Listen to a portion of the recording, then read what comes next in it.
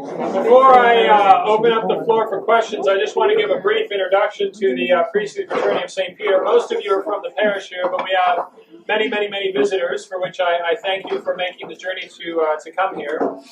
Some of you may not be aware of the work of the fraternity of St. Peter. We are a society of apostolic life, which is a kind of halfway between a religious order like the Dominicans and the Franciscans and the diocesan clergy. So we're kind of in between. We do similar work that the diocesan clergy do. It's still his sacrifice. It's still all the graces that you need for your salvation.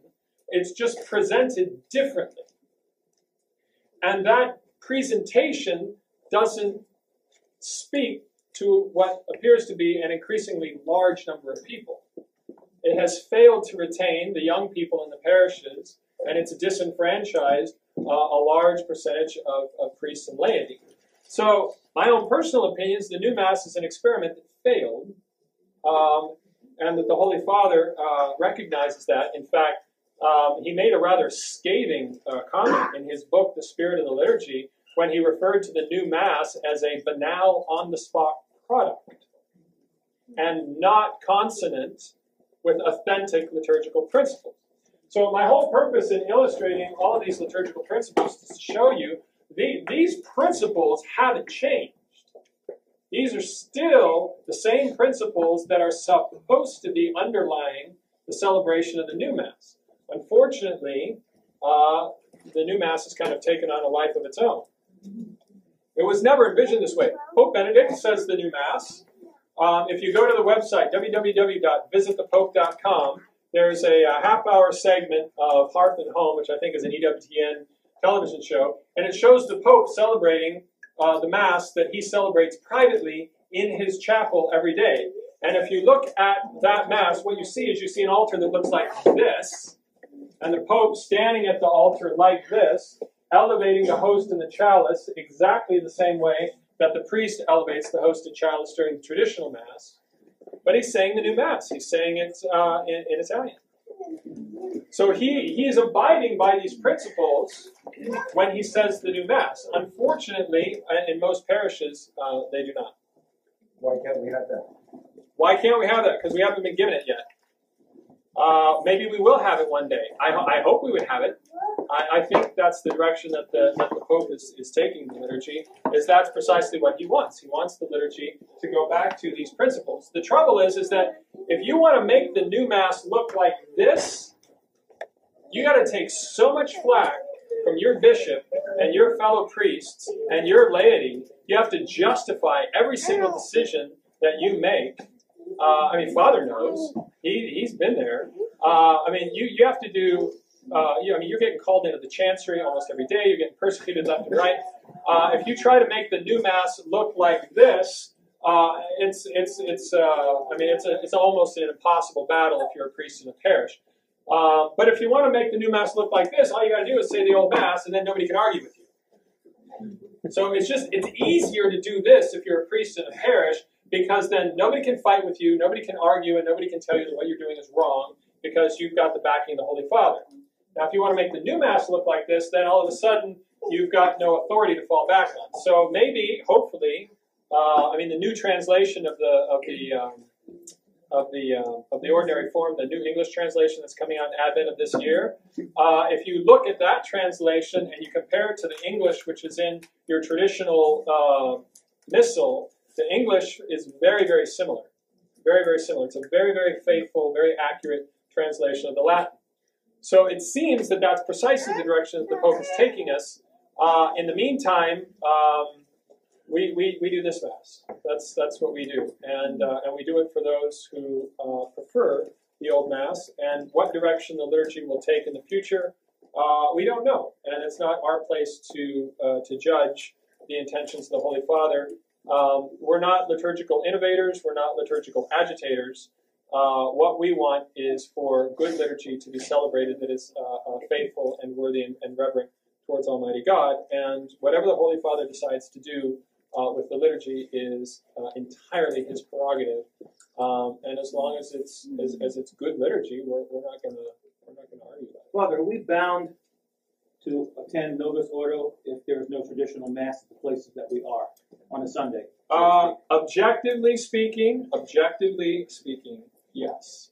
Objectively speaking, yes. Now, subjectively speaking, there are all kinds of considerations that have to be taken into account. If the only local parish that is available to you is celebrating a mass which is illicit, either because it's not in communion with the church, or it's so badly celebrated and the violation of the rubrics are so grave that it can be hardly called a mass, then no, you're not bound to go to clown masses or to gravely disordered celebrations of Holy Mass. But if there is a well-celebrated, reverent Novus Ordo Mass available, then unless you yourself suffer from some spiritual or psychological difficulty with that, in which case you can get a dispensation from a priest, then objectively considered, yes, it's better to go to Mass than to not go to Mass.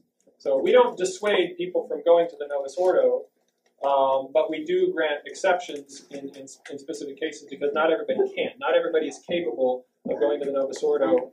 And I mean, if you go to the Novus Ordo Mass and all you're doing is meditating thoughts of hatred and imagining yourself killing the priest, you probably shouldn't go to the Novus Ordo. It would not be a good idea for you to do that. But if you're a normal person who can stomach a little bit of nonsense and still keep your faith, then yes, it's better to go to Mass than do that.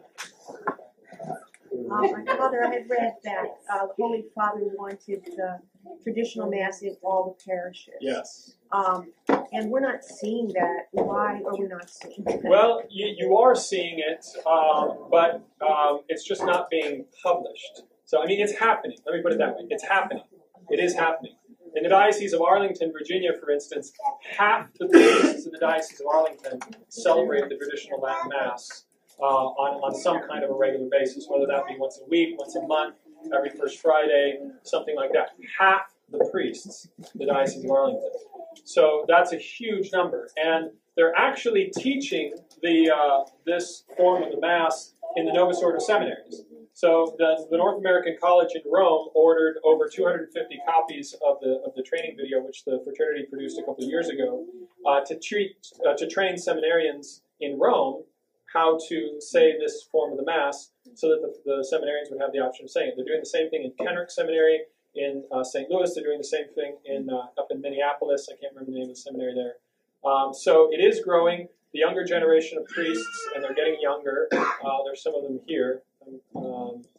They're learning the old Mass, and when it's not going to take very long. Another 20 years, I think you're going to see traditional Latin Masses in probably half the parishes across the United States on some kind of a basis. Pope Benedict talked about the two forms of Mass being mutually enriching. Yes. Any comment about that? Well,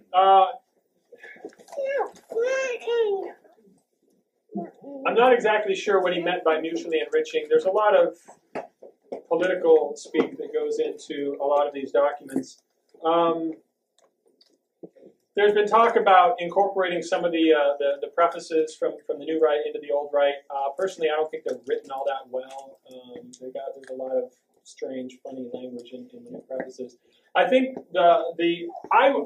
from my perspective, the way that the Old Mass could be enriched is we could get all the new saints on the calendar. What I would like to see is a homogenized calendar. We have one calendar for both forms of the Mass, so that, like next week, for instance, next week's a perfect example. In this parish, we're going to celebrate Septuagesima Sunday. In the rest of the Novus Ordo parishes, it's going to be the 7th or 8th week in ordinary time. The feasts of a lot of the major feast days have been moved. You've got, St. Therese of Lisieux on October 1st on one calendar, October 3rd on another calendar. Even the way that the holy days are done, you try to transfer some of the holy days to the Sunday, but it's a different feast in the New Rite than it is in the Old. So I think the best way that the two forms of Mass can mutually enrich one another is if the new Mass were to adopt these liturgical principles in the external way that it's celebrated, and the Old Mass was to get all the new saints on its calendar. They've already started doing that, actually. the Holy Week prayers. We got the new prayer for Holy Week. That was huge. That was huge because that's the first time ever that the 1962 Missal has been amended since 1962. There was an actual papal declaration that amended the 1962 Missal. So what does that tell you? It tells you it's not a dead liturgy. It's a living liturgy, and it's going to continue to live. Now, so that's very exciting. Now, I don't know what that eventually means, but hopefully the calendars will get sorted out pretty soon. So I would see that as being an initial step in terms of the two rites kind of enriching one another. One question which I wanted to answer: what about Vatican II? We have this liturgy that goes back to 1962. What does that mean for Vatican II in terms of the development of the liturgy? One of the things that is not understood about Vatican II is that Vatican II was a platform by which ideological warfare was conducted by factions in the church at the highest level. There's a heresy called modernism that started in the late 19th century that was condemned by Pope Pius X, and it went underground for a period of about 60 years.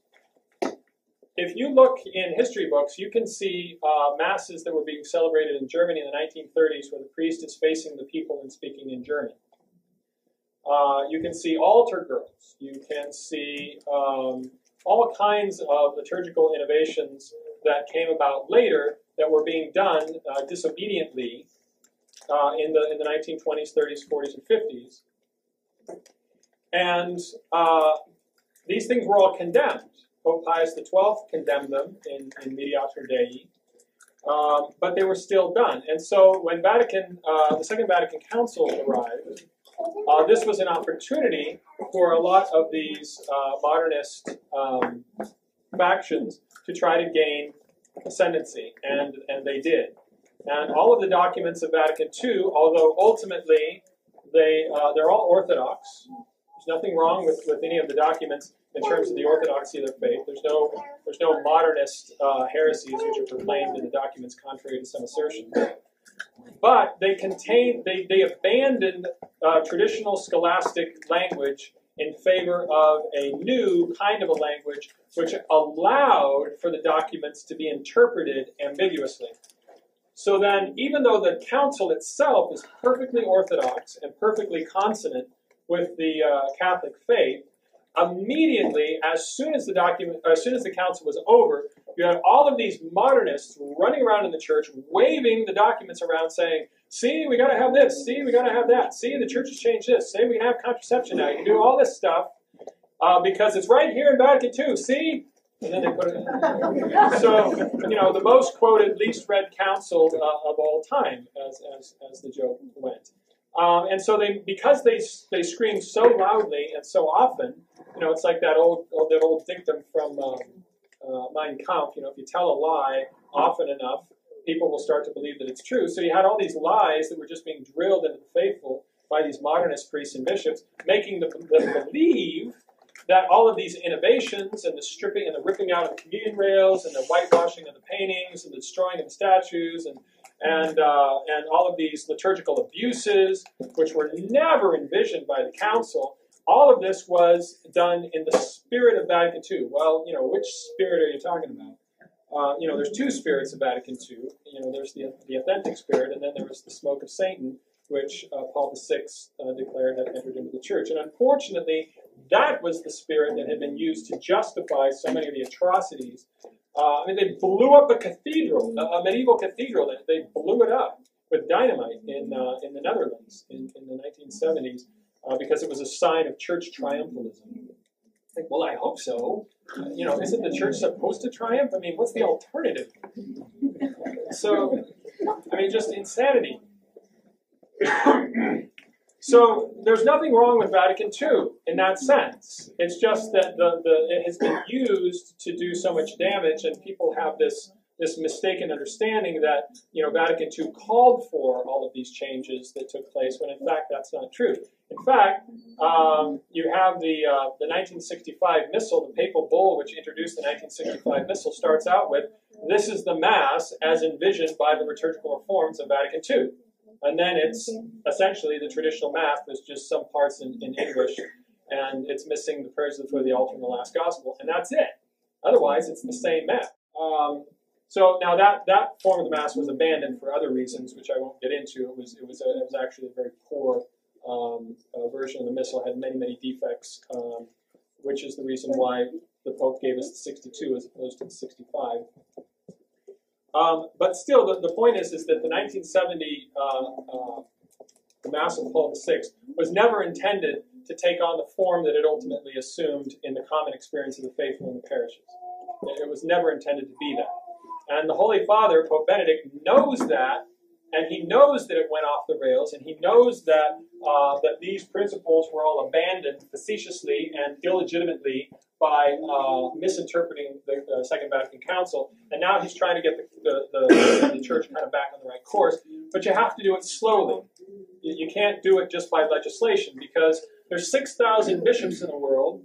The vast majority of them are in a state of open disobedience to the Holy Father, and they've been ignoring legislation since Humanae Vitae in 1968, and they're not going to just all of a sudden come around because the Holy Father issues some kind of legislative document that says you need to do this. They've been ignoring legislative documents from the Holy See for the last 30 years. So, it's like being in charge of 6,000 disobedient adolescent boys who have decided, they're not going to do what you. Well, what do you do? What do you do with 6,000 disobedient children? What the Holy Father's decided to do is to wait for them all to get old and die. And he said that. He said that. Leo the 13th was, how old was he? 78 or something like that when he got elected? I forget. I think it was 78. He was 78 years old when he got elected to be Pope, and this was shortly after Vatican I. There was all kinds of political turmoil going on in the Church at the time. This is late 19th century. And so the cardinals couldn't figure out who they wanted to be Pope. So they decided, hey, you know what we'll do? We're going to elect the oldest guy who's the most frail and in the weakest health, and then he'll die in a couple of years, and then during the intervening time, we'll figure out who we want the Pope to be. Okay, great. That's a great idea. Well, what ended up happening is Pope Leo the 13th lived to be 104. They all died. And he was like the second or third longest reigning Pope in history. So Pope Benedict, when he was Cardinal Ratzinger, was asked the question in 1998. They said, Your Eminence, when are we going to get good liturgy in our parishes again? When are we going to get the traditional Latin Mass accepted into the Church? When are the bishops going to start giving us a decent liturgy and not all of this liturgical abuse? When are we going to see that? And very, very wisely and very shrewdly, he simply observed, and he said this publicly, he said, you're going to have to wait for a generation to die. And that's it, because all of these bishops, they're not getting any younger, but at the same time, they're not going to change their way of thinking. They were fighting for this stuff back in the 70s. They staked their lives, their reputations, their careers on this ideology, and they're going to take it to their grave. And you're not going to change their mind. And no amount of protest by the laity and no amount of legislation on the part of the Holy See is going to bring them around. So, you could go around and chop all their heads off, depose them all, but then you're just going to send 2/3 of the Church into open schism. And the last time that happened was in the first millennium, and it still hasn't healed 1,000 years later. So, fine, let them spin their wheels, give them another 20, 40 years, they'll be dead. And, put the younger guys in charge who are going to be loyal to you and to these principles. And in 40 years, it's going to be a different church. And that's the renewal that's taking place and will continue to take place. Yeah. Okay, that's it. Thank you all for coming. Thank you. God bless you.